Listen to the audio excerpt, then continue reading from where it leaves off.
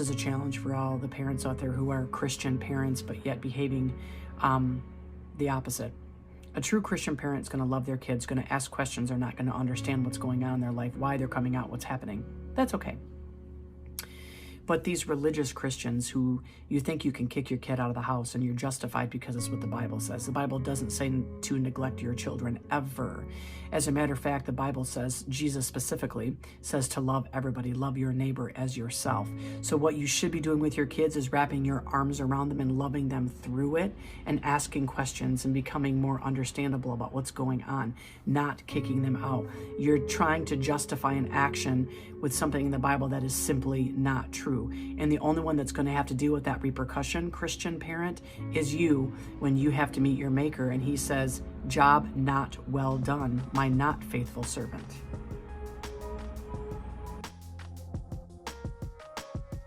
What's up, y'all? My name's Leticia, and you're listening to Confessions from the Closet, a podcast all about vulnerability and overcoming. It's time we get ourselves unstuck from these boxes and these closets that we've allowed ourselves to be trapped in. We're so much bigger than these boxes we've been in. It's time we go deep, y'all. What's up, y'all? Welcome back to another week of Confessions from the Closet. I am so excited about this week's episode. I am joined by someone who I found on TikTok. I got on the right side of TikTok, I guess, and I found this woman and she blew my mind and I could not get off of her page. Her story is amazing and I'm so excited for y'all to hear it tonight. When I saw her TikTok, I could not stop watching it and I just knew in my heart from the Holy Spirit, this story has to be told on every platform that we can get it on. So today, whatever time it is you're listening, I am joined by Jana, aka @JanaTransMama on TikTok. And here we have her. Welcome. Thank you for coming. Thank you so much. I appreciate it. I'm really excited to be here. Yes, I'm so pumped about this. I've been thinking about it for weeks. And when I finally got all my equipment to do remote interviews, I was like, okay, I gotta reach out. We got to do this. So well, I'm really I appreciate it. I'm excited. I'm hoping that somebody out there on the other end is going to be able to hear this and hopefully relate to it. So I know they will, for sure. Yeah. Okay, so I want to start something I love to do every interview that I do, no matter who it is I want to know more about how you came to have faith, like your story of how you came to know the Lord. I just think it's fascinating to hear those stories. Sure. It starts when I was actually very young. I'm not sure how much time we have, so you're good. Keep me on the right track. When I was very young, my older sister and I were walking home from school and a car hit her and killed her in the middle of the road. And I had to run home and tell mom. And that day has never been the same. And for a while, like we were raised Catholic, and nothing against Catholicism, put that out there, but it just wasn't for me. Everybody has their fit, right? And it wasn't mine. Yeah. But I couldn't understand why, if God was such a great God, why would he take my sister and not take me too? Yeah. Why would he leave me behind to deal with this mess? Because after everything happened, my folks, their self-medication was alcohol. And were they abusive alcoholics? Absolutely not. They were loving, they were good parents, but that was what their focus was. That's what their, and looking back, I don't know what I would do if my son died. So, but anyway, and I remember we would go to church on Sunday or on Saturday, maybe Catholic church, maybe it was Saturdays. I can't remember, honestly. And then we'd go right to the graveyard right after and watch my mom leaning over the grave and just crying for, it felt like hours. It was probably a half an hour, right? But when you're a kid, you think it's half of the afternoon. And I just kept thinking, this just doesn't seem right. I don't know about this whole God thing. And this happened when I was 8 years old. Wow. And at that point I was like, So I knew about God because my folks took me to church, but they were not in a relationship with Jesus. Mm-hmm. They were religious Catholic people. They weren't a relationship Catholic people. Right. Yeah. So I didn't know anything about how to fall in love with Jesus or who he was or how to pray or to open up yourself to him and all this stuff. I just knew that we would go to church on Saturday or Sunday and mom and dad would drink and party the rest of the week. And that's just the way life was. Mm-hmm. And then fast forward, graduated high school and started into college. And I met a couple of people I worked with. And they were Christians and they'd been Christians their whole lives. Parents were Christians, completely different upbringing. Mm-hmm. But there was something about them. And I don't know, I can't pinpoint it. Mm-hmm. It's not like they came out and said, I'm a Jesus follower, and if you don't quit saying the F-bomb, you're going to hell. It was nothing like that. They just behaved in a Christian manner, right? Mm-hmm. So we became friends. And I remember I went to a bonfire, a youth group bonfire, and I'm thinking, all right, where's the beer? Like, let's do this, And they're sitting around doing kumbaya with their ukuleles around this campfire. And I'm like, what the heck is going on? But then I was like, this is kind of cool because nobody's drinking and everybody's just having fun. And believe it or not, I'm not a big drinker. I never have been. Maybe it's because I got tired of seeing drunk people around me my whole life, whatever. Mm-hmm. So I was actually relieved. Yeah. Anyhow, fast forward, they were the ones that introduced me to Jesus. And I'll never forget going under that water and coming back up. Yeah. December 13th of 1996, 6:30 p.m. on a Tuesday night. And it was me and my then husband and our pastor and a couple friends. And down we went. And that feeling of coming up out of that water, mm-hmm. I have never felt so clean and so whole and so fresh in my life. It was like I could take every bad thing about me on a whiteboard, and it was like, this is Christ just erasing all of it. And I was just this shiny thing with no blemishes. So that's how I fell in love with Jesus. And as we all do, our journeys, sometimes we're stronger in our faith than others. And I went through those times too, but I never lost faith. Yeah. I just didn't practice my faith as strongly as other times.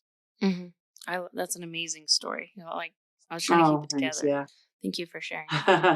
Yeah. My wife and daughter just got baptized because my wife was raised Catholic and my mom was raised Catholic, and they both have similar stories where it's just like all of a sudden, there's something different, and you just can't stay away. And congratulations to your wife. Yeah, congratulations to her and your daughter, because it's and I knew something. And again, this is nothing against Catholics, but for me, that's not where my heart belonged. And I knew that because as a young kid, I would see the father go down the aisle with his pole of all his stuff. And then he had the circus behind him and they were all, I felt like it was this big play. Like, and then they would say, oh, you did something wrong. Go to confession, say 5 Hail Marys and you're saved. And I kept thinking, but then who's Jesus? If Jesus is the one, and of course I was too young to understand the way, the truth, and the life. And the way you get through him is, I didn't know that. I just knew if this Jesus is a person, then why am I going to St. Mary? Why am I doing rosary? Why am I telling a priest my sins when he can't get me to heaven? Like, I knew at a young age, it just didn't compute for me. That's good. That's awesome. Yeah. That you question. Nothing against Catholics. It's great because my aunt's a Catholic and I love her and it's wonderful. It's wonderful. It just wasn't for me. Yeah. So something that I've heard you talk about before is you have a sister who's a lesbian. So I do. Is that, yes. So I want to know how, before your story started happening, how did you feel about LGBT people and being Christian? Like, what were your feelings? It's interesting. Before? Yeah. It's a totally different perspective when your kid becomes part of the community. Okay. So before my kid came out, before I was really figuring things out, at that point, I was like, do your thing. I don't care. Whatever. But I thought I knew that homosexuality was bad. And, it's way back in the Old Testament, how men can't lay with man. And it's, they're homosexuals. We now know it's not that way. But when that's the only thing you're taught, that's all you know. And you assume everybody has the same teaching that you do. Right. So in my heart, I was like, Maggie's not, she's not going to be saved and she's not going to go to heaven, but that's on her. And I wasn't really a strong Christian at that point. So really I was kind of lukewarm, and so I didn't care what my sister did. And my sister came out to me when she was young. She was probably 16, I think. Wow. No, she was probably 20. But anyway, she was young and she was really afraid to come out to me because I was a Christian. I don't want you to take your kids away from me. And I said, I would never do that, Maggie. What you're doing is what you're doing. If you love my kids, I don't care. And I had that. So I never was against it, but I had a different perspective when my kid came out. Yeah. So let's go into that story because that's really what made me just fall in love with you. Yeah. Tell me about Cody.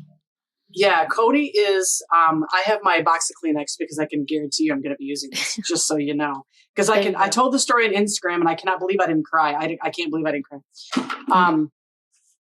I have two kids. I have an older son as well. He's 23. His name is Noah.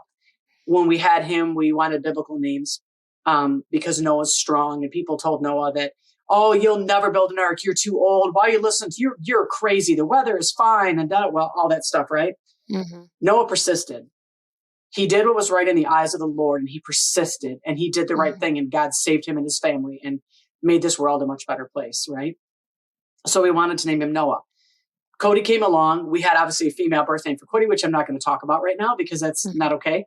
But it was also a biblical name, same kind of reason. We wanted names from the Bible. So we knew that our kids, we wanted them to have as much of the Bible in them as we possibly could. Yeah. So my kids are young. We're going to church. We're doing all the things that you're supposed to do. You know, we're doing the cookouts. We're doing the youth groups. We're doing all this stuff. Meanwhile, my marriage is crap. And I'm like, what am I going to do? I need a divorce, but you know, my husband's a deacon. What's the church going to say? What's my family going to say? All these things about what is everybody else going to say came to play during my divorce.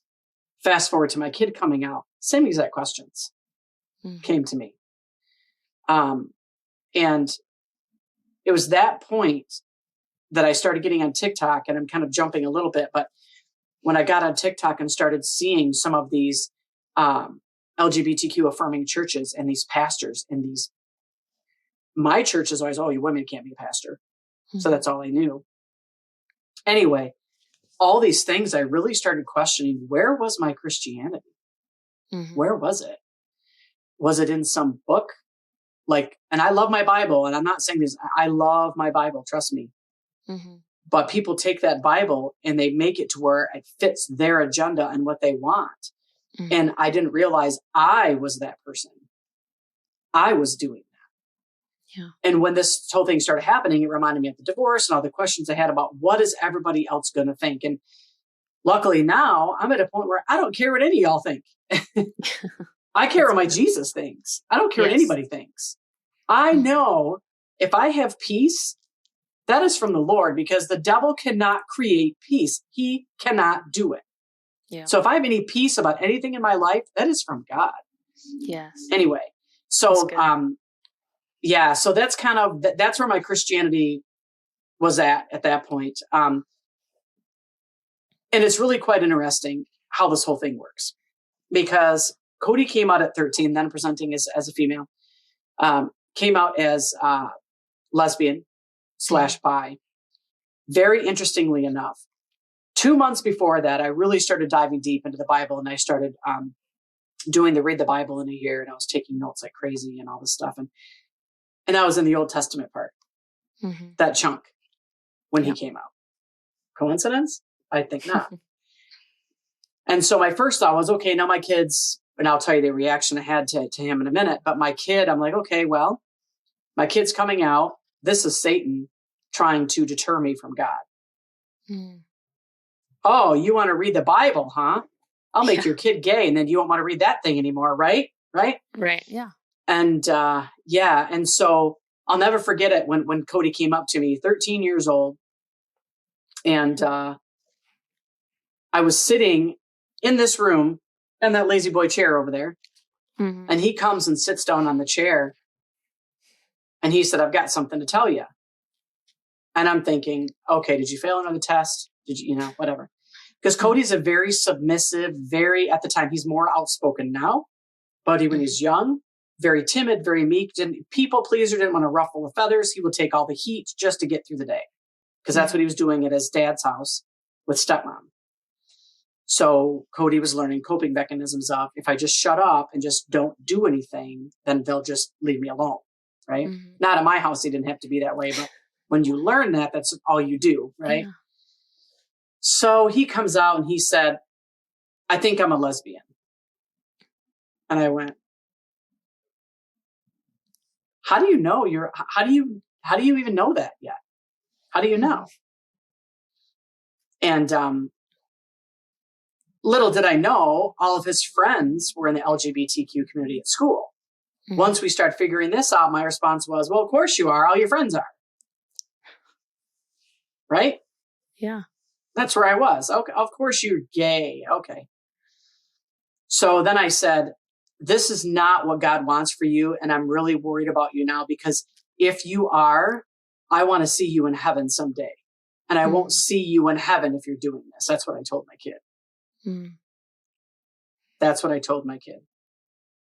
And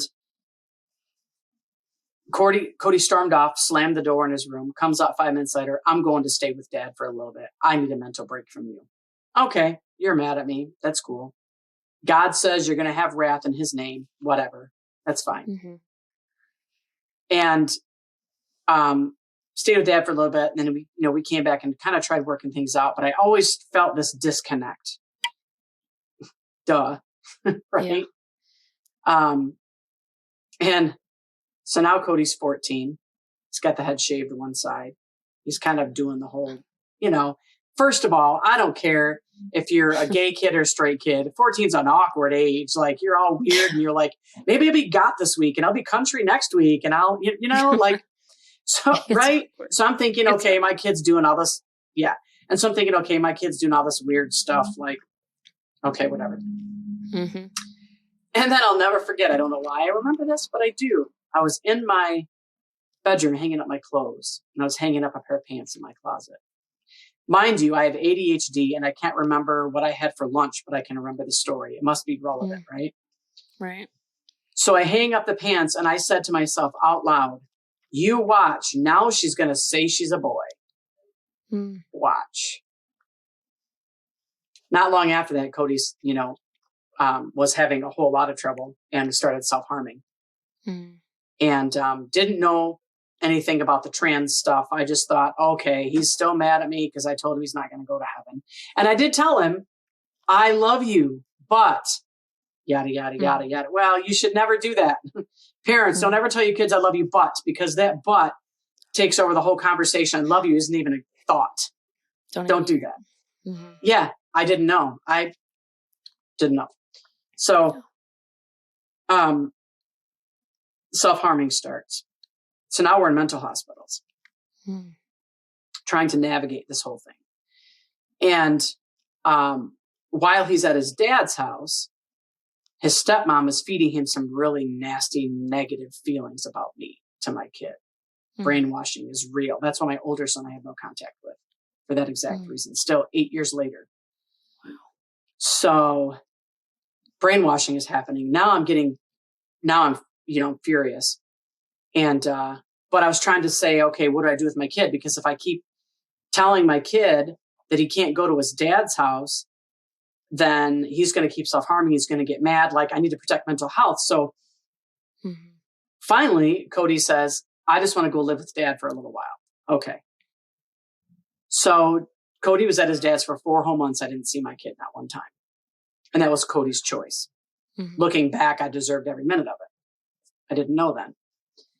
And I'm still struggling. Why is this happening? I'm like, and I prayed over Cody's door frame. I prayed over Cody's clothes. I prayed, not to pray the gay away from my kid, but to pray for his life. Yeah. Because at that point I was like, God, give me a gay kid. Just give me my kid. Like at that point I was like, I don't care. I don't want this kid to keep hurting himself. He would sit in the bathroom and just, cut himself. So anyhow, so he's at his dad's for 4 months. And one of the therapy sessions, he was in the hospital 4 times. The third time he was in, I think it was the third time. So it's kind of all a blur, some of it. But he writes me this letter out of the blue and says, I'm transgender. I'm your son, and my name is Cody. I want you to start calling me Cody, and that's just the way it's going to be. And I was like, you're telling me to call you something different than what I gave you at birth? And you're not a boy. So he was only in the hospitals for like 2 weeks at a time. And then he would come to my house for a week, Dad's house for a week, my house for a week, until he would have another episode, back to the hospital he'd go, kind of thing. So during this whole time, he's trying to tell me all this stuff. And I'm like, listen, I said, you're not a boy. You have breasts and a vagina and you are wearing makeup. Why are you doing this? Like, this is definitely not how God created. God created you as a female, because if he wanted to create you as a boy, he would have. This is not, so here I am trying to tell my kid what I thought was right, when really I was totally damaging this kid totally damaging this kid. Mm-hmm. So then I started telling my pastor about it. My pastor's like, well, we have some families here at church who won't go to their kids' weddings because they're same-sex weddings. We have some people that are accepting. He said, you're just going to really have both. And it was that moment that I thought, Jesus would never do that. Mm-hmm. He would never, of all the crap I've done, as much sex as I've had not being married, all the stuff that I've done in my life, I just can't see him not wanting to be at his child's wedding. Yeah. So then I was like, okay, so then I'm thinking all this Christianity that I thought I knew wasn't. Mm-hmm. This is when I just started thinking something's not matching. So fast forward, the 4 months goes on. At the end of the 4 months, I went to visit Cody in the hospital and he refused to see me, and it was just awful. We went to therapy sessions. I was called every name in the book. He hated me, all of this stuff. Mm-hmm. Part of that was because of my views at the time of being trans. Partly of it was the brainwashing from his dad. It was just a whole multitude of different things. Long story short, I had to call the police to get my kid back because I knew if I didn't get my kid back and started figuring this out, mm-hmm. I'd never see him again, because that's what happened to my oldest one. Yeah. And I'm not doing that again. So Cody was mad, and I looked at Cody and I said, listen, I'm going to keep fighting for you. And I wasn't using his name, wasn't doing pronouns yet, right? Mm-hmm. But I knew I had to do something. So now I'm dating somebody, and now we're engaged. We're both using the wrong pronouns, both using birth name with this kid. And shocker, he's at his dad's house for the week, and I get a call that he tried killing himself. Mm. And we've had 3 suicidal ideations, which for those that don't know what that means, it means you have the idea of suicide. You've thought about it, but you don't have a plan. You're not sticking with anything, but you're like, boy, I'd rather be dead. Maybe, right? Yeah. This was an attempt. So this is past the ideation stage. Now we're at the point where I have to take the doorknobs off of all the doors. I have to make him sleep in my bed. I had alarms on each door so he wouldn't leave the house, and just all these things. Little did I know, every time I said she and called that kid the birth name, it just, right in his heart, just deeper and deeper, but I didn't know. Mm-hmm. I thought it was a phase. You'll get over it. You don't know what you want, whatever. Mm-hmm. And driving to the hospital and waiting for an ambulance to pull up with your kid in it for wanting to end their life at the age of 15 mm-hmm. was enough for me to say, what am I doing? Mm-hmm. What I'm doing is not working. Yeah. It's not working. Mm-hmm. So as soon as he's in the hospital, if you've ever heard of anybody experience this, when you're in a hospital situation, they have a nurse that just sits in the room the whole time because the kid's tried killing himself. They don't trust the kid, obviously. Mm-hmm. They do it with adults as well. They just have somebody that's a sitter. They sit in their room just to kind of, so we had to wait for a bed to open at a hospital. So a bed opens, he goes to this hospital. Now I'm pacing my apartment, freaking out, crying, praying, God, what do I do? What do I do? And I never said, God, why did you do this? Why, God, why? I always said, what now? Mm-hmm. For some reason, I never once started to not believe in God. Never once did my faith falter. Never once, and some people that happens, and that's okay. That's part of the journey, but it didn't happen to me. But I was always like, what now? Okay, God, what do I do? What do I do? I don't know what to do. What am I supposed to do? Prayed about it. Okay, God, I cannot do this by myself. I don't know what is going on with this kid, but I cannot do this by myself. What do I do? The phone rings. Good. It's the therapist at the hospital.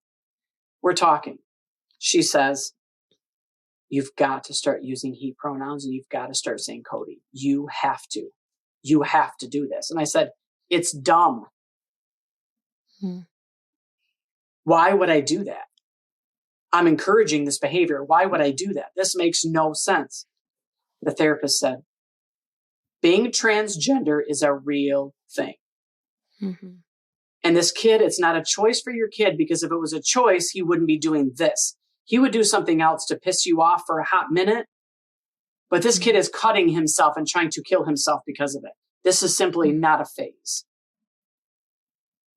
I said, fine, I'll call him Cody. That's fine. Whatever. Whatever. So I go to pick him up in the hospital. He's obviously mad. He's not talking to me. He's got to be with me again. And he's threatening everybody that he's going to kill himself again if he's got to see me, all this stuff. Mm-hmm. So I just start using Cody. And I start saying to myself, okay, he, him, Cody, he, him, Cody, son, he, him, like over and over and over and over and over again. And as soon as that started happening, things got better really quick. Wow. Things got better really, really quick. And I remember when he first came out, it was really interesting because I was telling you how it's a little different perspective when your family's gay versus your kid. Mm-hmm. So I have lots of friends that are gay. I'm not saying that as a ticket in. I know what's going on. I got friends that are gay. I don't mean it like that.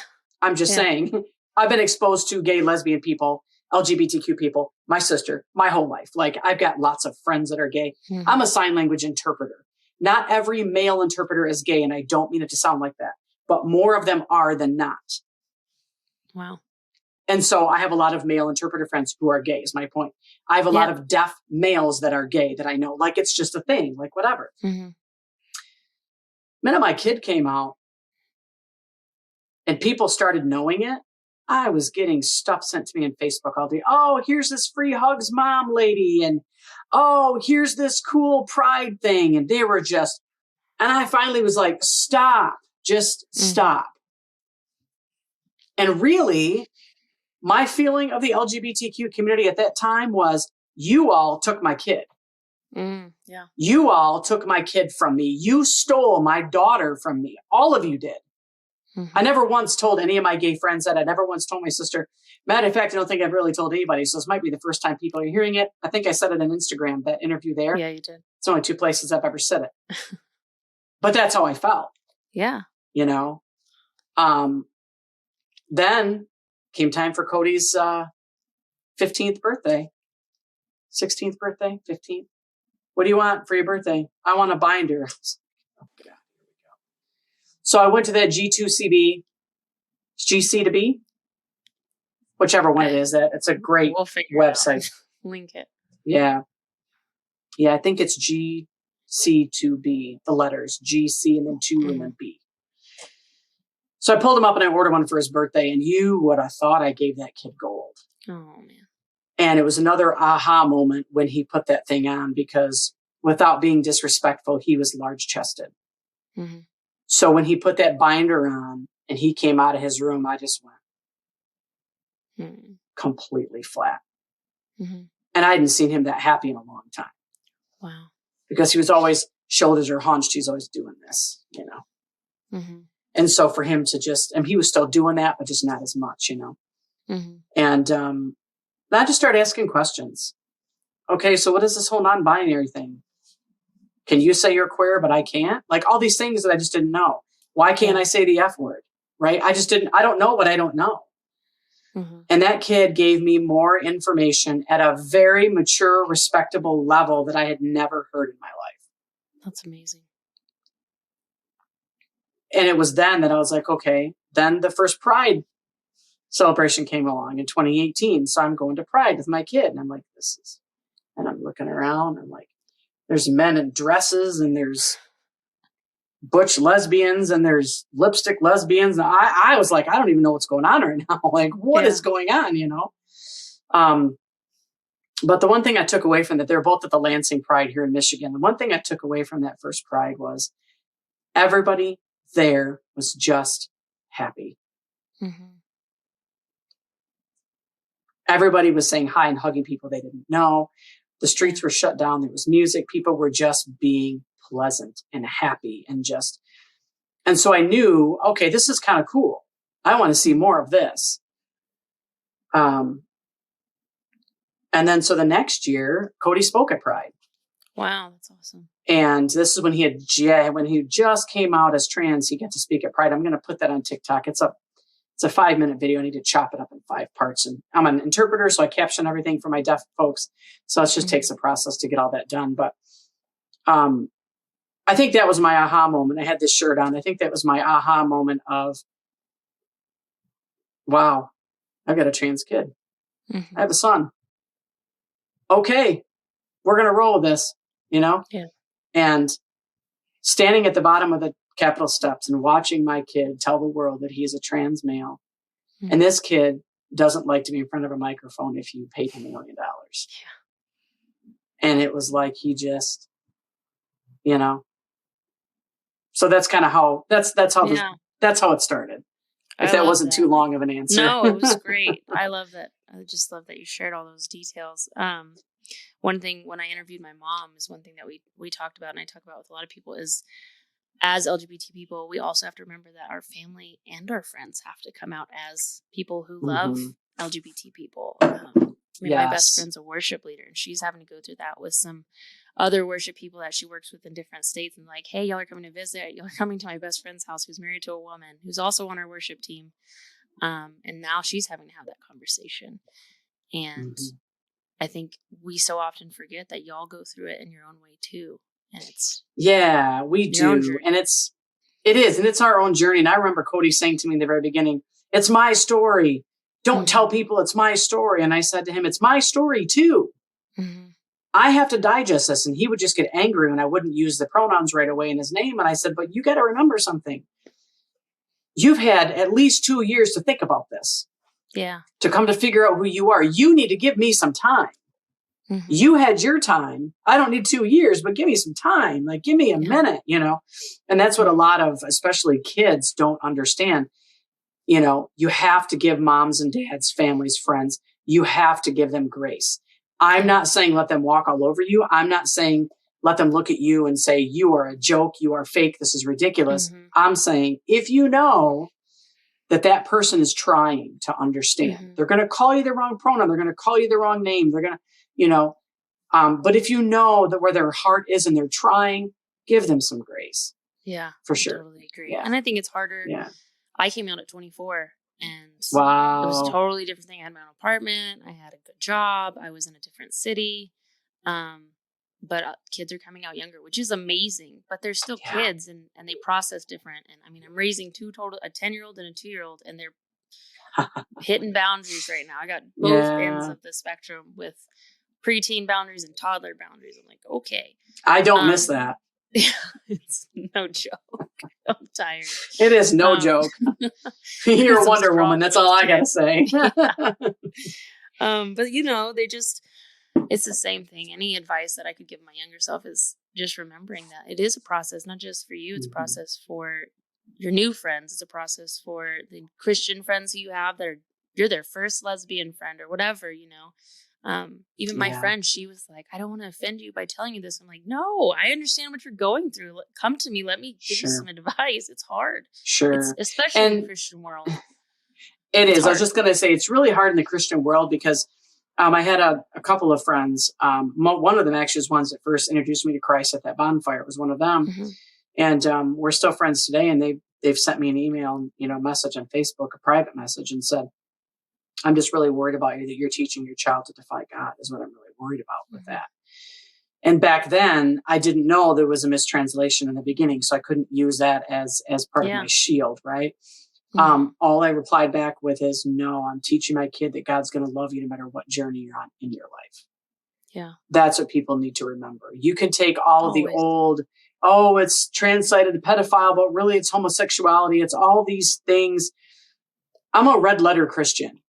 For those that don't know what that means, our Bible, if you look at it's called the New Testament, again, for those that don't understand the difference, is after Jesus dies and he's resurrected, everything is brand new. All those silly old laws about not being able to wear certain fabrics and having to marry your brother to keep having babies and not being able to eat pigs and all these things, all these really weird things, all of that is null and void.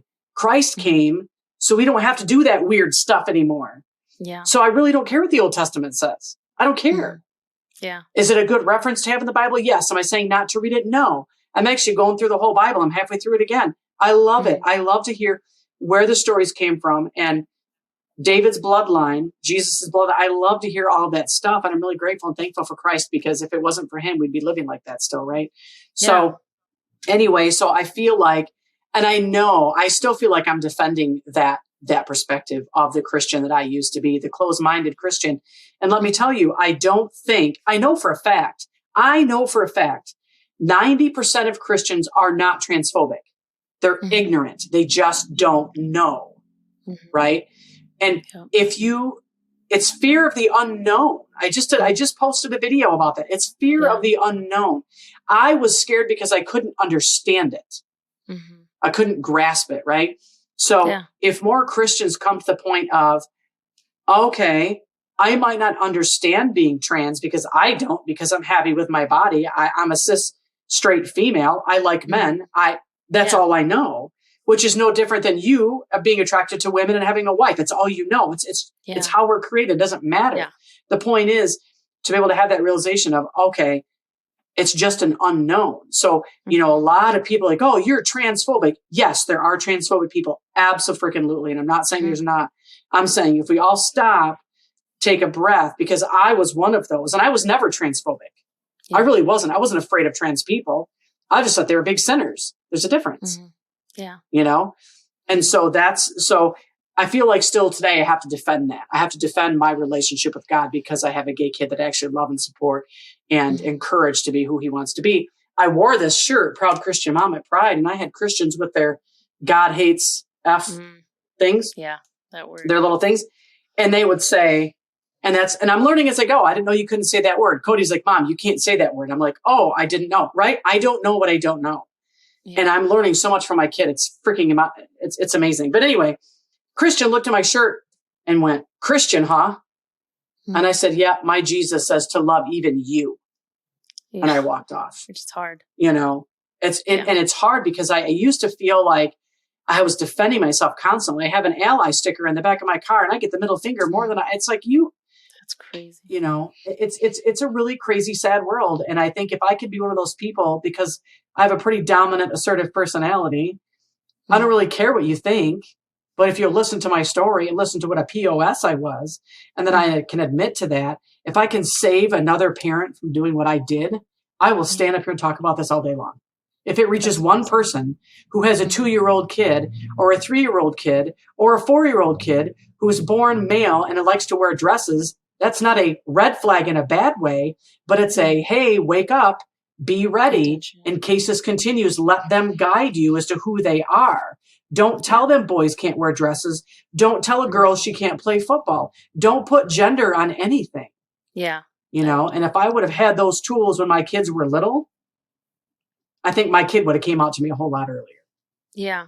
And something I think about all the time. I mean, being a part of the LGBTQ plus Alphabet Mafia community, I think about, what if my kids came out as gay or as trans? And I'm like, how would I handle it? Because I don't know. I mean, you want the easiest path for your kids. And being in the LGBT community, especially being a Christian, it hasn't been the easiest path. So that's, as a parent, now being a parent, those are things I do think about. But like, my son's raised by 2 moms and he has a big sister, and I don't paint my nails, but they paint their nails and they put on makeup, and he's like, Mommy, paint my nails. I'm like, okay, whatever. Okay. But I pity the fool who tells me he's a girl for that. 'Cause I'm like, no, it's paint on his hands. Right.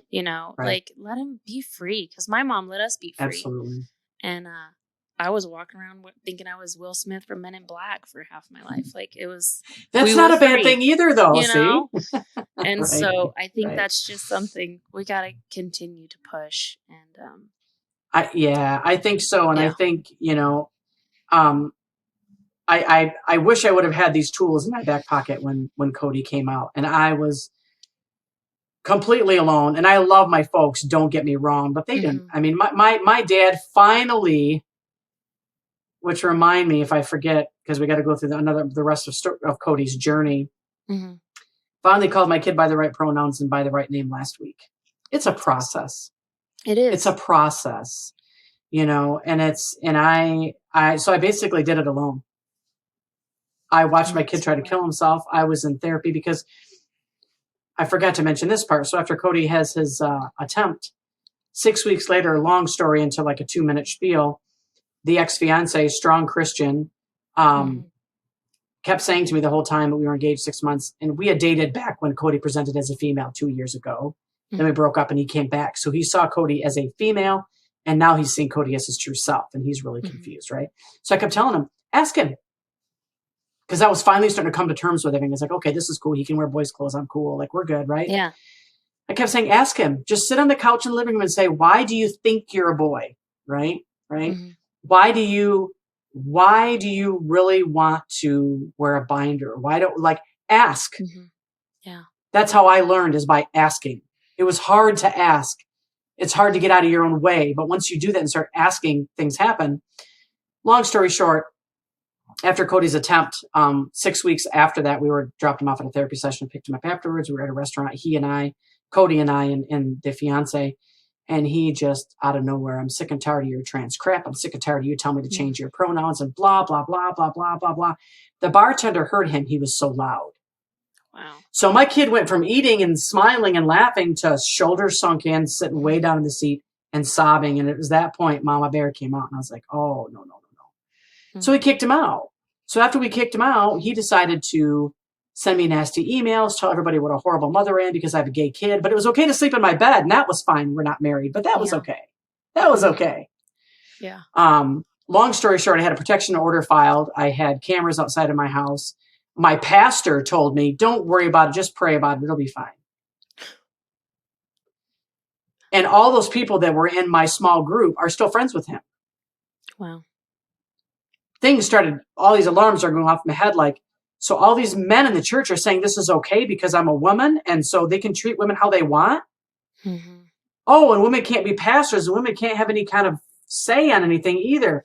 This is not okay. Like, it was, and all these things are starting to come together, He went so much as to meet past relationships that I had, drive out of state to go meet guys that I used to date and hang out with them. Just weird stuff. Wow. 2 years later, he still says stuff. 2 years later, he still says stuff. And Cody was absolutely floored because they were buddies. We had no idea. And Cody's like, I'm sorry, Mom. It's because of me. You don't have a family now. The whole guilt. And I said, oh, no. I said to him, do you remember when I picked you up with the police when you were young?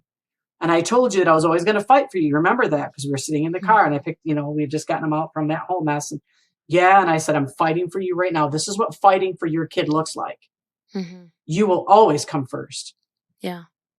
There's no, and I told him when he was 12 years old, before any of this stuff ever happened and his stepmom was treating him horribly, I said, I want to let you know when you're at my house, I will never be with somebody that doesn't treat you as you should be treated. That's good. And so he knew that when he was young. And so this was just proof of all of that happening. So again, it's defending yourself. It's doing the right thing when the right thing is hard to do. Yeah. But then it's easy to do at the same time because there's no choice. I mean, my kid is the greatest. Cody is, I wish he was here tonight. He's not, unfortunately, but he is just this amazing, funny, smart, loving. He's the best thing that has ever happened to me in my life. And even in his worst moment, I knew that wasn't really my kid. It was just a phase of, not the trans part being a phase, but the emotional stuff was just a season until we got things figured out, until I could give him that life jacket, until he could get above that water and go, okay, I'm good. Even through those times, he was still an amazing kid. He was just having a crappy time, Trying to figure it all out. Yeah. And I think that's part of that whole thing I talk about with the unconditional love. You have to love your kids regardless. You can't say, well, if you're gay, you're out of the house. If you're not a doctor, then you're not my kid. Like all those, when a kid's born, when you're having that ultrasound at 5 months long and they go, what do you want? And you're like, I don't care the gender as long as they're healthy. Well, why do you care when they come out then? Why did I care? Why did I care? Yeah. Yeah.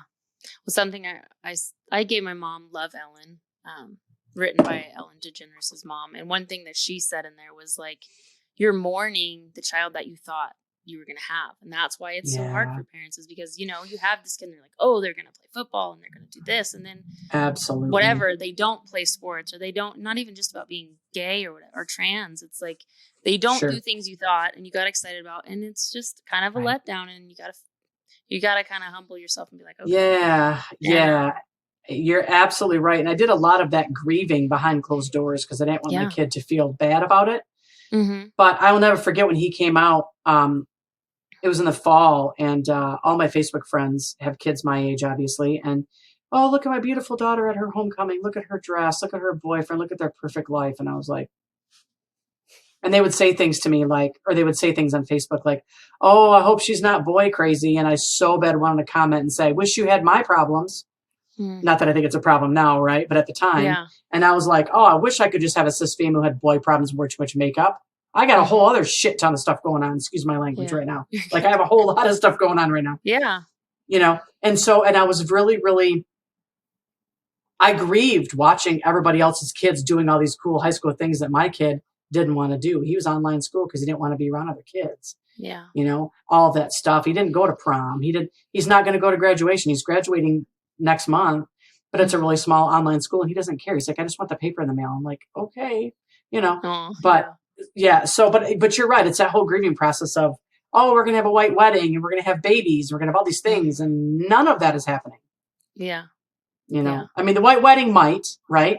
But I'm just saying know. the white dress and the veil and all that stuff won't happen. Yeah. But then no, you know, and you don't, and you know, and what I tell parents now when they innocently ask me questions that I used to think when I thought the way that they think about Cody, I say to them, well, here's your choices. You can let your kid come out and let them guide you with who they are, right? And be a part of their life and try to figure it out. Or you can visit them at the grave. Yeah.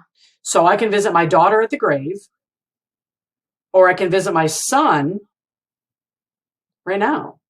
Yeah, that's good. It's not really, to me, it's not a hard choice. It's not a hard choice. Yeah. That's a really good point, and it's very true. And I think just as you've been talking, just what I feel, just getting to know your story and follow you on TikTok and get to actually talk to you tonight.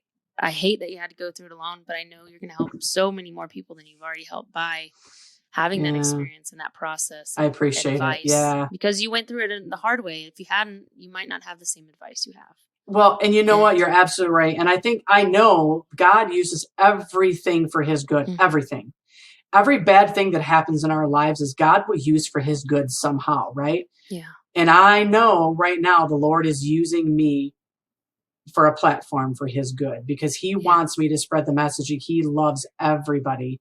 If you're gay, pan, you know, if you're just a guy that likes drag, if you're whatever, if you're married and you're a woman and you have a wife and kids, God still loves you, like all these things. And I think that, you know, when I started TikTok, I posted a part 6 video. It was like way back in like May of last year. It's way at the bottom of my videos, which take forever to get to now, but it was my story pretty much about how my kid came out, and people started commenting back, and I wasn't trying to gain any kind of platform. I was just like, not working because of COVID. I'm bored. Oh, this TikTok. Okay, we'll see what this is about. Yeah. I had a few followers, and then I didn't really talk about it a whole lot because I was like, oh, I don't really know what I want TikTok to be. I'll just kind of see. Well, then I posted a video when Cody started testosterone, which is a whole nother journey. We can, depending how much time you have to get into that one. And I posted a TikTok thing, and it's way down by now and towards it, you know, but the TikTok said, all right, trans people, my son came out as trans, born female, now as a male. All of a sudden he's got this beard overnight. And I said, which means I've got a son overnight. It's cool. However, I didn't have your average boy at 10 years old who starts this puberty process. So by the time he's 15, you're used to facial hair. He took testosterone within 4 months. Boom, his voice was down. Adam's apple was out. He's got this. So I'm like, what do I do? How do I handle this beard? 14,000 people like that. I mean, just, wow. And I wasn't even trying to gain followers. And I was like, okay, but then I start seeing the haters coming in, you know, you get all that too. But, and ever since then, I'm like, okay, this is my platform. Well, now I have people message me on the daily. Moms, my kid just came out at 12. What do I do? 13-year-old kids. I want to tell my mom that I like other girls, but I don't know how she's going to take it. What do I do? I get at least 10 to 15 messages a day. And I'm not complaining. Anybody listening, keep them coming. Yeah. Because if I can save somebody's life, I'm going to do it. Yeah. Keep them coming. Keep them coming. And so that's kind of how the whole TikTok thing started. And I thought, oh, TikTok is an app for young kids, but I'll tell you, the things I'm learning from the trans community is absolutely, and I'm more focused on the trans part because it's my kid, right? But I'm also learning so many things. Lesbian TikTok. Can I tell you how much I love lesbian TikTok right now? Yeah. I love lesbian freaking TikTok. I love the women on there. They're funny. I freaking love it. And I did a video about that too. And I'm like, I'm getting I had 8,000 followers in a matter of 2 or 3 days. Like, it was crazy. Yeah. And all these really gorgeous women. I'm very straight, but my goodness, if I see a pretty woman, I'm not that straight, I guess, right? I don't know. Whatever. I don't care. Whatever. I think we're all bisexual anyways. Come on. Whatever.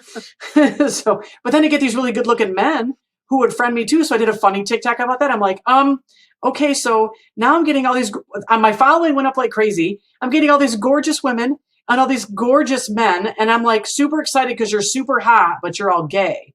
Why do you have to be gay? Why? Like, it was this big funny, it was this running joke, So I'm now friends with quite a few women on lesbian TikTok. It's just been a really cool, this has opened up so many doors for me to tell my story, for me to love on people who don't have that kind of love, and for me to lift people up who clearly need it. And especially for the parents who just don't know what to do. Yeah. If I can be the light for that person, then I will be. Because I think that was my calling. Oh, I appreciate it. Thank you. I think that was my calling. I think, I just don't want another kid to go through what mine did. Yeah. I don't want, I saw a meme on Facebook once and the meme said, using the right pronouns will save your kid's life. Mm-hmm. Yeah. And it's true. It's true. I mean, and my sister's obviously not trans. She's lesbian. But when she came, my mom and dad were like, we knew that when you were young, whatever, let's have a beer. Like, nobody cared. So my sister never had any detrimental, anything about it. Like, coming out was fine. Mm-hmm. I wish everybody could have that. I wish everybody could have what she had. And the only way that's going to happen is to normalize it. Yeah. Instead of doing the opposite. And so the way to normalize it is to get people like me who can post a video and say, guess what? I used to be a piece of shit. I was a horrible person for a hot minute. Don't do that, because it's really hard to relate to people who have had their perfect life their whole life. Mm-hmm. It's like when I was a new Christian, these Christians that come up to you, oh yeah, I grew up in the church. I'm like, okay, so you don't really know what it's like to watch your parents when you're 12 years old get drunk all the time. Like, you don't know what that's like. So you can't relate to me, Yeah. So I'm hoping that I can relate to somebody who's going through it. Yeah, that you will. For sure. I've heard that you want to be a public speaker, and I totally can see do. Yeah. I would love to. So. Yeah. Well, let's do it. Let's go on the road. Let's go. I'm down. Let's do it. I'll get this hair colored first, and then we're good. I know. I'll get mine bleached tomorrow, I think. So something I do want to talk about, which is I think even more how you went even more viral on TikTok, was Cody's top surgery. I don't want to know how that came about because I think it's yeah. So the realization came that my kid was actually transitioning to a male when we went to the testosterone route. And I want to just really quick touch on that first. He wanted to take testosterone. I'm like, no, you're too young. You're not ready for that. It's going to hurt your body. It's going to rip your DNA. Like all these dumb, stupid, idiotic assumptions that we make when we're not in the medical field, right? It's like you see all these people that are talking about the COVID shot and it's going to do all this weird stuff to you. Who said that? Well, I saw it on Facebook. Okay, there's your first mistake, right?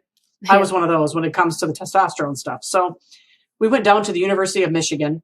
And if anybody is from out of state, if you're close to U of M, if you're in Indiana, Ohio, go to U of M.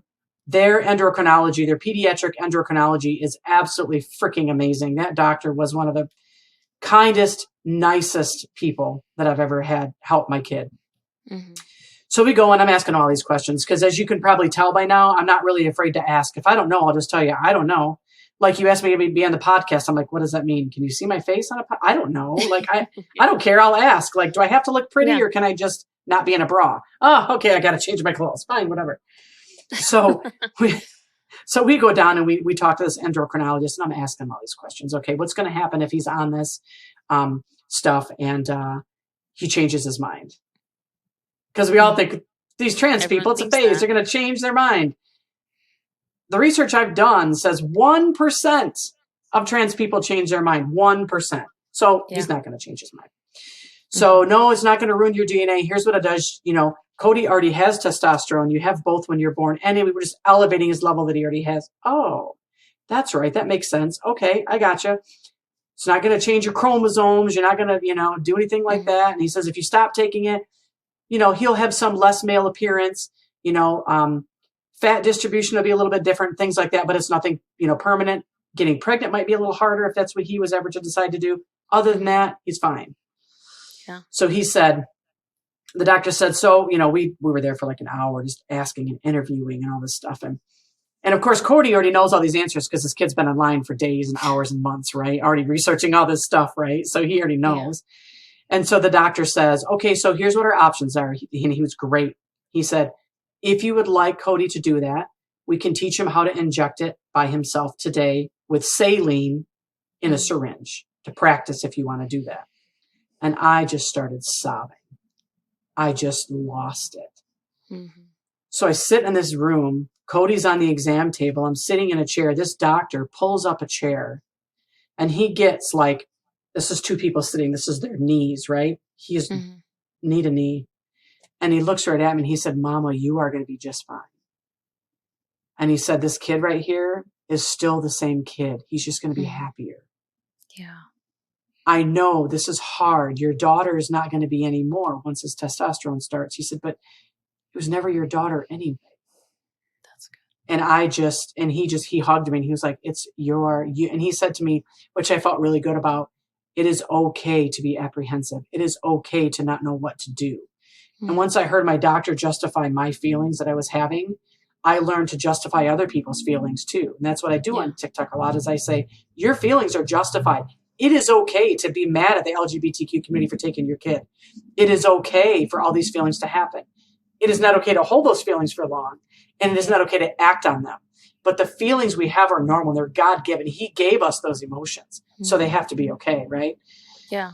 So the doctor leaves and I looked at Cody and right before the doctor left, I looked at the doctor and I said, okay, bring the syringes in.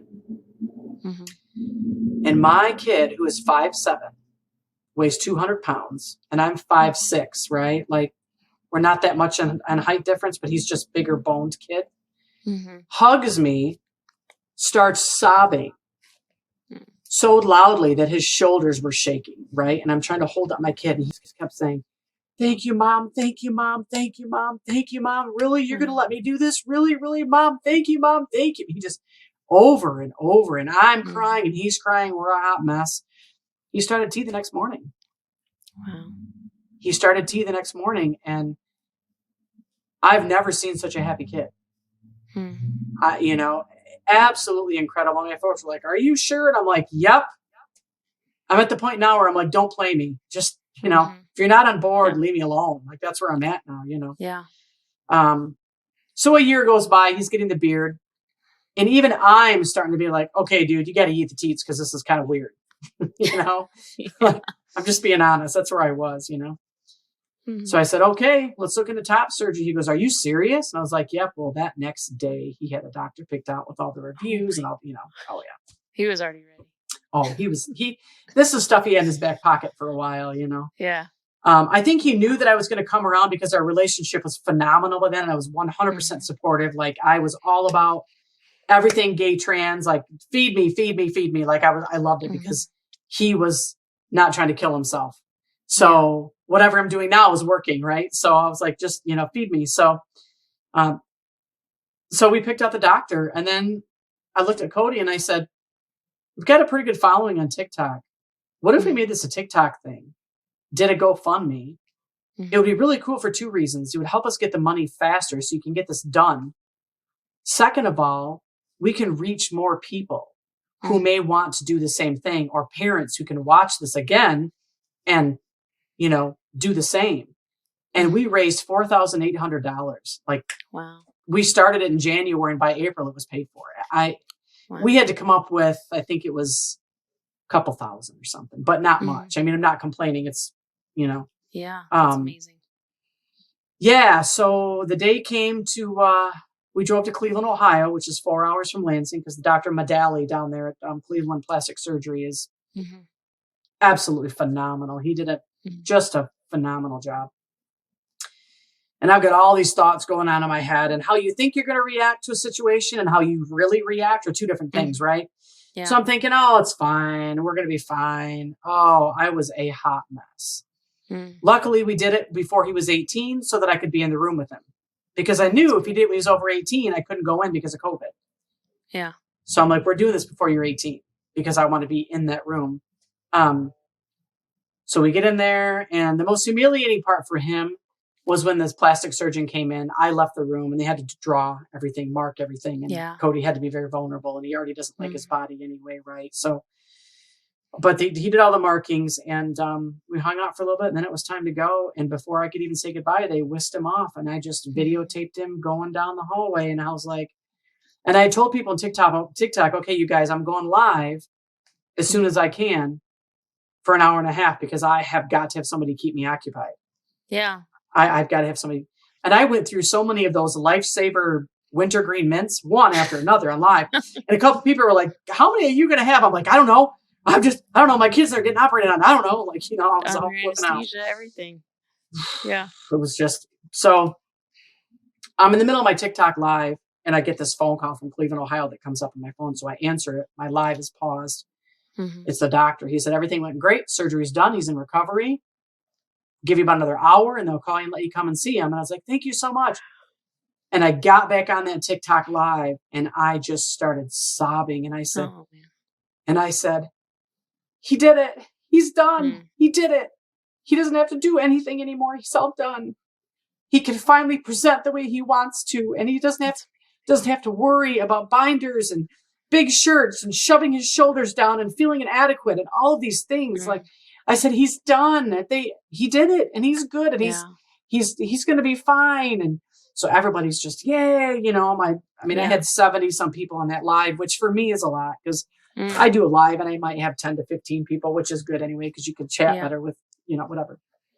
But so then I go in, and he's wheeled out, and they already had the chest compression vest on him. They put that on when he's under.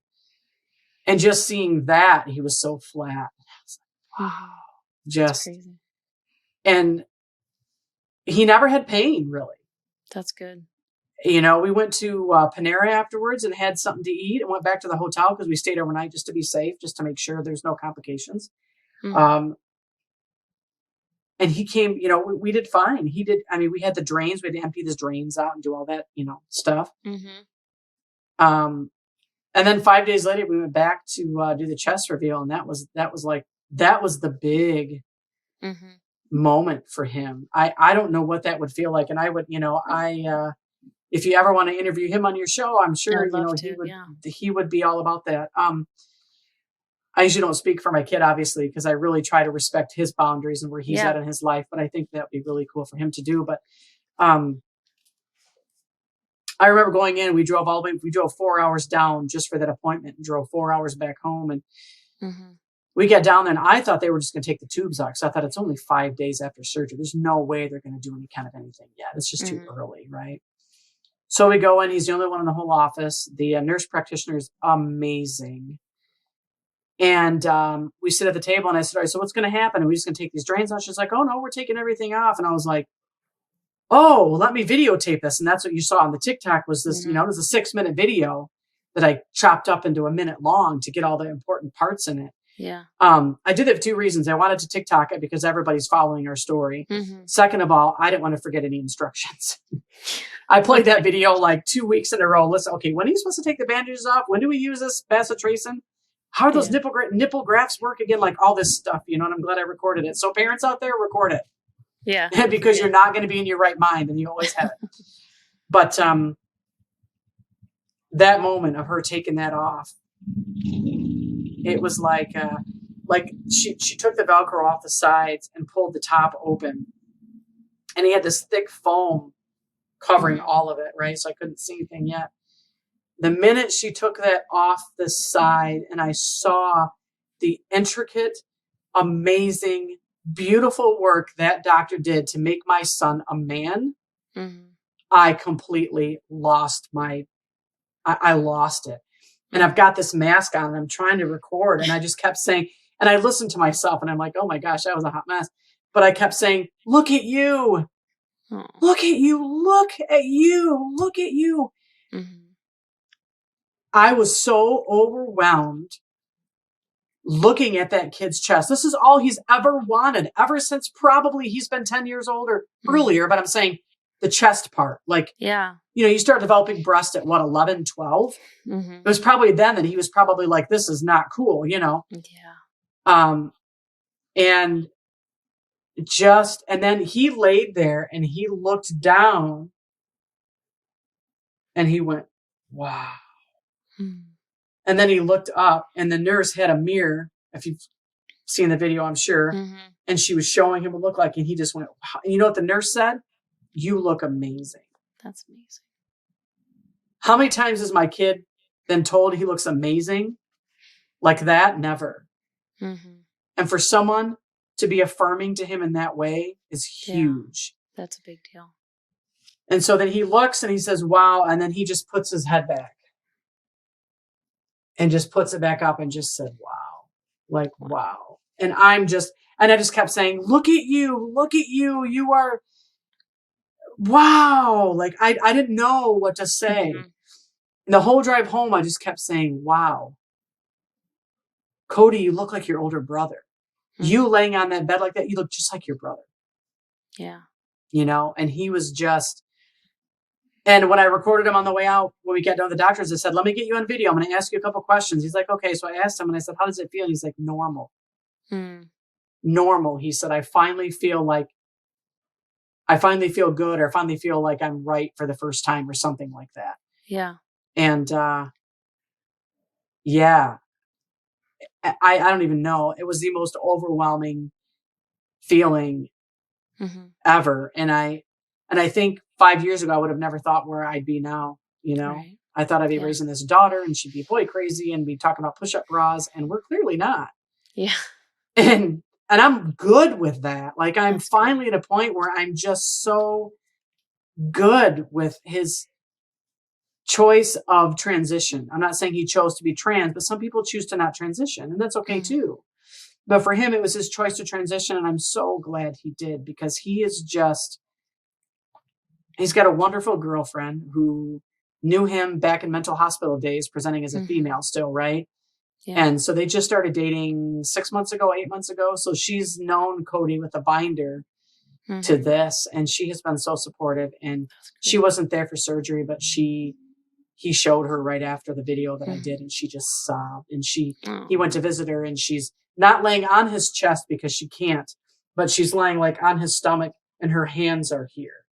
And she's just sobbing. Like, she's just, everybody can feel what a relief this kid has, I mean, to not feel like you're in the right body. Like, like I don't know what that earlier, feels like. I have no idea. Yeah. Because I'm not trans. I don't understand it. And I think that's important for me to hear stories like this. And one of my best friends, my hairstylist, is, and she's been on the podcast, but like, oh, cool. Okay. If you don't understand something, you need to, like my pastor says, like, if you don't understand someone, you have a problem with them, invite them over for dinner, get to know them. Because I can guarantee you 95% of the problems go away. I shouldn't say problems. I think of the sign for it in sign language, but I can't think of the word. Shoot. I'm so bilingual. That whole distance you have from each other. Yeah. Right. That whole just goes away. If you just understand. And, now people will say things to me like, well, I don't agree with him being trans, but I'll support it. So I did a video on that. I'm like, hold up. You don't look at a black person and say, I don't agree that you're black. You don't look at an Asian and say, I don't agree you're Asian. You don't look at me and say, I don't agree that you're a cis female. We just are. Black is black. Asian is Asian. Lesbian is lesbian. Trans is trans. Like, there's nothing to agree or disagree with. I can tell you that I have my beverage and I like it. You might not like seltzer water. I do. Yeah. That's something you could agree on. You can't agree on who a person is. Yeah. And so I'm trying to portray that too, is you don't say, I agree. You say, I don't understand, but I'll be supportive. Yeah. Because once you change that mind frame and change that language that you're using with people, the way that they accept what you're telling them is different. Right. if somebody, I don't agree, that sounds really negative. Well, screw you, you transphobic piece of, really, they're probably not. They just don't understand. So to say, I don't understand it, but I'm going to be supportive, that makes sense because I didn't understand it either. Yeah. Yeah. So once we can get past that, the whole agreeing versus understanding part, it makes a huge difference. And that's with anybody in the LGBTQ community. That's with, when my sister came out, when you came out, it's not that I would ever say, I don't agree you're a lesbian. You just are. Yeah. I don't understand what it's like to be a lesbian. Well, I kind of do because there's some pretty hot women out there, but I'm telling you, that's all I got to say. I'm telling you. It's a thing. And I wear Birkenstocks and I'm getting me a Subaru. So all my lesbian friends are like, yeah, we're going through all that right now too. It's quite funny. But, but really but just because you don't understand it doesn't mean you can't support it and be an ally. And yeah, absolutely. Just ask. Absolutely. And people get so offended by people that ask questions. And I try to answer questions from a loving perspective on TikTok as well, because I truly believe 95% of people are not bad people. They just don't know how to ask a question in the right way. And you don't know what you don't know. Yeah. So I try to say, and I tell people, do not bash on this person. Do not be negative. They ask about bottom surgery. And I'm like, okay, this is a teachable moment. Here's why you don't ask this question. And the person was actually a lesbian and said, I didn't realize that. Yeah. Thank you for wording that in a nice, kind way to make me not feel bad. I'm like, well, how are we going to get people in the straight community, closed-minded Christians, religious Christians, by the way, not relationship Christians? How do we get them to ask questions if we make them afraid of us? It's not going to work. So let's come from a loving perspective and say, I'll answer any question you have. And answer it from a loving perspective. And they go, oh, it's about building that bridge between two different worlds. How do we do that with love and kindness? And there's no other way to do that. Yeah. So good. That's always been our motto, is even when we got into our church, like we had to be patient with the process of everything. And now I am on the worship team almost every week. And, that's awesome. But it was being patient because they also have people, and people left. But we did it through just like, this is us. Come to our house, like get to know us, and then tell me how you feel after. Like, you're gonna leave different because we are loving and we are kind. And not to sound cocky, but we know who we are. Like, Jesus is the center of our marriage, and our children know him. And you'll see it. I always say it's by the fruit that they bear, and my children are proof of that. And it's interesting that you say that, because and that's just it. I mean, a tree can bear a lot of fruit if it's watered. And that whole process is Jesus. He's got to be in that whole process. And my kid doesn't believe at all in God at all. And that's a struggle. And I want to clarify, it's not a struggle because my kid is not only trans, but he's also bi. So it has nothing to do with either one of those things. It's because he doesn't want to have anything to do with Jesus, because of people like me that I used to be. We turn people off. Yeah. I wouldn't want to know Jesus either if someone told me I was going to hell for loving somebody but wait a minute, I'm a good person. Doesn't God create love? Why can't I love another woman? Or why can't I, if I'm a man, why can't I love another man? Well, I don't want to do that Christian stuff then. I don't blame them. I don't blame them. So now I'm trying to find an affirming church near the Lansing area, not to bring my kid to, because he's on his own journey. Right. Yeah. And so I want him to see Christ through me. And this is what I've told my kid ever since everything happened. God doesn't make junk. I tell him that all the time. Yeah. God doesn't make junk. And I make sure and tell him every time we have extra money for that surgery, I said to him, God gave me extra hours, kiddo, so we could get the surgery done. God gave us his food. God gave us, because I strongly think that if it wasn't for God, we wouldn't have what we have. And God doesn't destroy beautiful things he creates. He just doesn't. He doesn't. That's good. And I think the more people that can see that you can be gay, you can be a lesbian, you can be pansexual, asexual, you can be non-binary, you can be trans, you can be a Christian mom with a gay kid, a trans kid, and still be loved by Jesus. Yes. Once people understand that, that's how we win people to heaven. That's how we win people to the kingdom, is that. It's not telling them what they're doing is wrong and being closed-minded. It's about somebody telling me, Jana, hey, did you ever hear about that movie 1946? No, I haven't. It's about being open-minded to say, what is that about? I've been doing some research.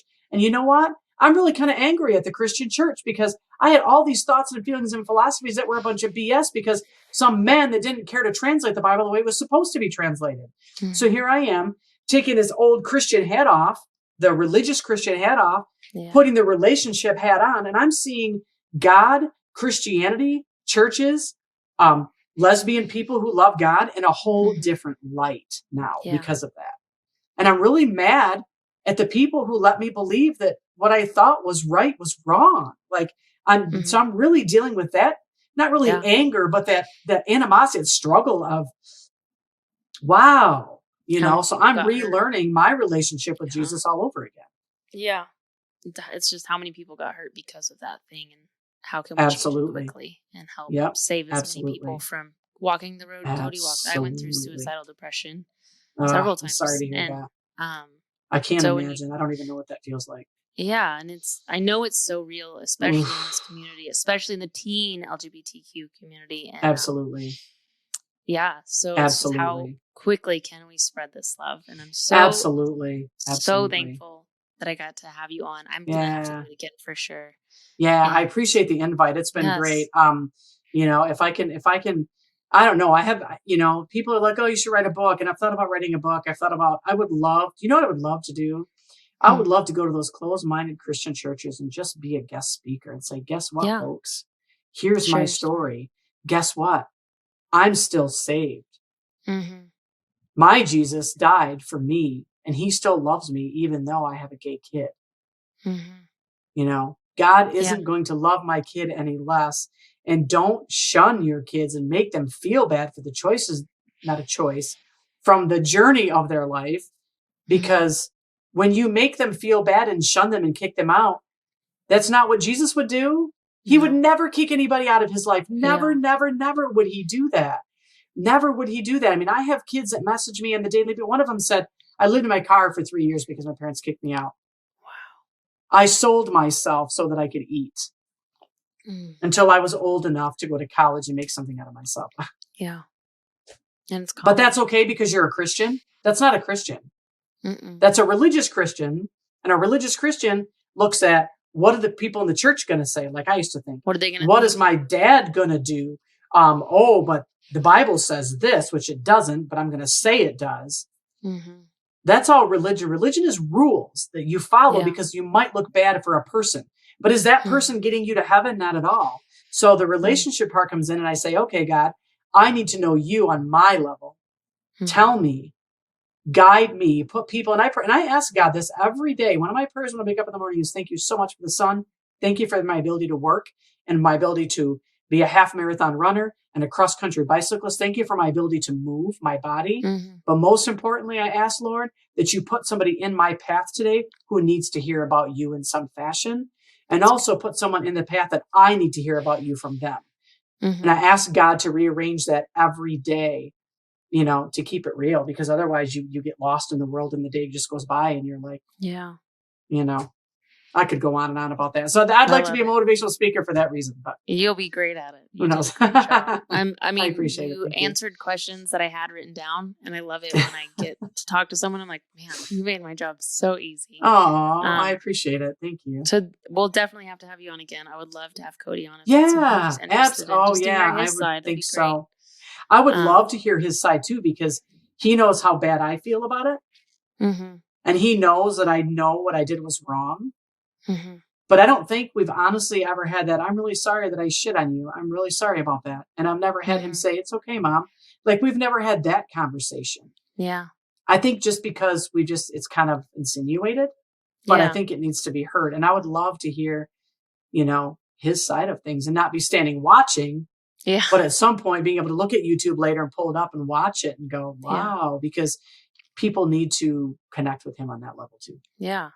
I think it's an amazing story to also just to have a supportive mom that doesn't happen all the time. Very rarely. I know. It hurts my heart so bad. It does. It hurts my heart every day. And I just, like, you know, somebody asked what you would do if you had a lot of money or something. And I said, well, I would get a bus or an airplane or something big and just pick up every single LGBTQ kid who's shunned by their family and just keep them all.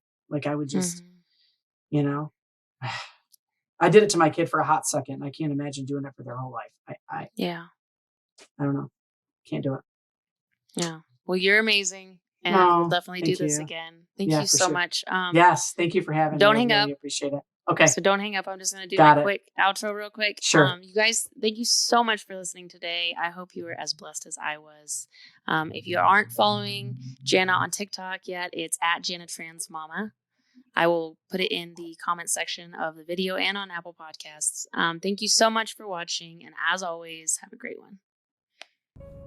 I had the most amazing thing just happened to me upstairs when I was washing Cody's hair. His hair was in the sink and I was scrubbing his hair for him and we were talking and he said, Mom, I feel so incredibly guilty because a lot of my trans friends, they're getting hated on by their parents and here's my mom washing my hair in the sink because I just had top surgery and I feel so guilty that they can't experience what I'm experiencing and the love I feel for my kid is abundant anyways, but to be able to honor him and to serve him and to wash his feet as Jesus did with his disciples is really an overwhelming feeling. And parents out there who are still struggling and you're angry with your kids because of who they are, you will never bond with your kids unless you serve them and love them like I did today. And this is not out of vain. I'm telling you, this is just an experience of overwhelming love and honor and respect that I have for my child. And I've never felt this close to Cody in my whole life as I did today.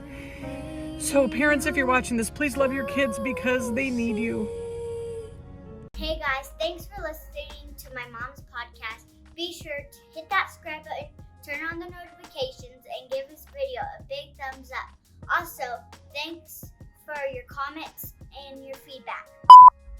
Hey guys, thanks. Hey guys, thanks for listening to my podcast.